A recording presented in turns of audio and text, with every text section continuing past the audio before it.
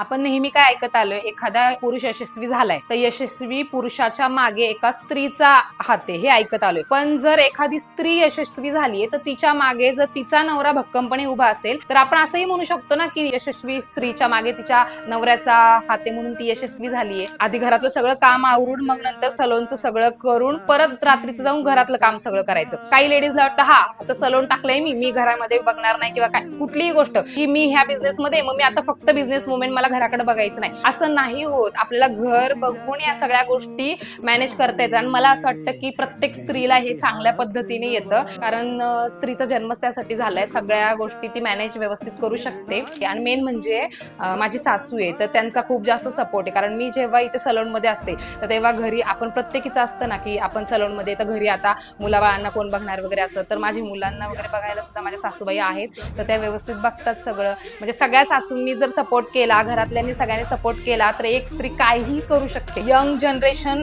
या फील्डमध्ये येतंय, इंस्टाग्राम मधून म्हणा किंवा कुठून तरी ते बघून आलेले असतात, या लोकांना फेम मिळालं, यांना फेम मिळालं असं, आणि मग आपण पण आता तसंच करूया. मग ते लोक काय करतात, थोडे दिवस कंटिन्युटी ठेवतात, 4-5 महिने एखादी गोष्ट करतात, त्याच्यानंतर त्यांना क्लायंट नाही आले, म्हणजे आता सीझनचं असतं राईट. सीझन मध्ये तुम्हाला समजा क्लायंट आहेत आणि सीझन नसेल त्यावेळी तुम्ही बसून राहता, त्यावेळी लगेच तुमच्या डोक्यात वेगळे विचार चालू होतात की आता काय हे करून उपयोगच नाही, आता मी इथंच थांबतो आणि बंद शेटर खाली. तर ते न करता तुम्ही सीझन मध्ये दुसरे नवीन क्लासेस करा, नवीन आयडियाज घ्या आणि तिथून पुढे परत आपल्याला कसं चालू करायचंय, हे नव्याने एकदा कसं स्टार्ट करता येईल कुठली पण गोष्ट, याच्यावर फोकस करा. तर गल्लोगल्ली सगळीकडे पार्लर, सगळीकडे छोटे छोटे पार्लर झालेत. माझं सांगणं कसं असतं, माझ्या इथे ज्या स्टुडंट येतात तर त्यांना मी काय सांगितलेलं असतं, तुम्ही पूर्ण ट्रेन व्हा, पूर्ण त्याच्यावरती काम करा आणि त्याच्यानंतर तुम्ही त्या गोष्टी स्टार्ट करा. कुठली पण गोष्ट आली तरी पण हार मानायची नाही, कारण परिस्थिती कशी येऊ शकते सांगू शकत नाही आपण. परिस्थिती आपल्या समोर येते, तिला ठामपणे समोर जायचं, हे मी माझ्या वडिलांकडून शिकले. त्यांनी त्यांच्या लाईफमध्ये कधीच हार मानली नाही. मग एक माझ्या डोळ्यापुढे त्यांचं उदाहरण कायम राहील.